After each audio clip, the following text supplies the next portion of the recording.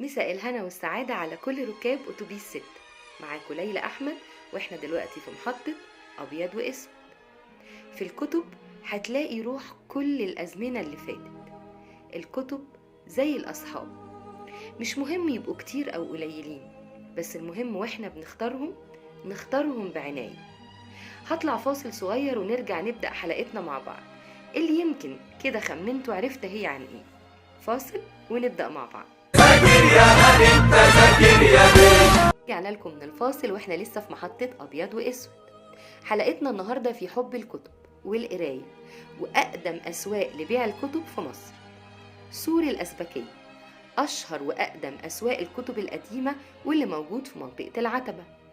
بترجع بدايته لأوائل القرن العشرين، وكان بياعين الكتب بيتجولوا بالكتب بتاعتهم يعرضوها على رواد المقاهي اللي موجودة في وسط القاهرة، وفي نهاية اليوم بيرجعوا بيها وبيعرضوها على سور حديقة الأزبكية، واللي بعد كده بقى المقر لبيع الكتب القديمة والنادرة بأسعار رخيصة.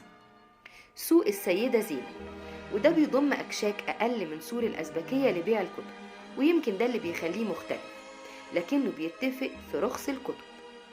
سوق السيدة زينب بيضم حوالي 40 كشك لبيع الروايات والمجلات القديمة. في كمان سور جامعة القاهرة، وأكيد طلبة جامعة القاهرة عارفين السور ده كويس، والسور بيتباع فيه الكتب المستعملة واللي موجودة على طول سور الجامعة، وبيتم تقسيم الكتب لإصدارات حسب السعر.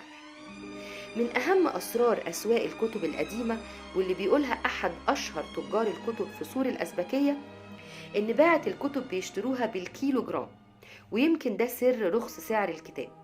وكمان باعة الروبابيكيا بيشتروا الكتب القديمة من الناس برضو بالكيلو جرام، وبيبيعوها بعد كده لتجار أسواق الكتب القديمة. وغالبا إن من بين الكتب دي بتبقى فيه كنوز أدبية مهمة.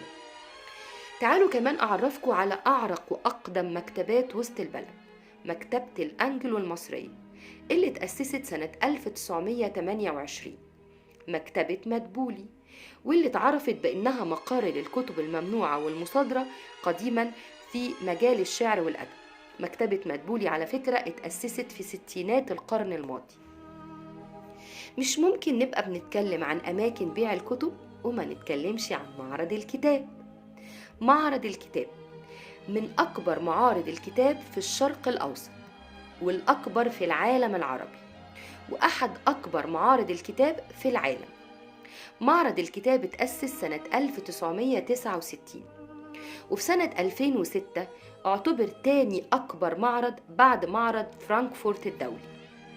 حاليا معرض الكتاب بيقام في دورته 54، الدورة اللي بتحمل شعار هوية مصر، الثقافة وسؤال المستقبل.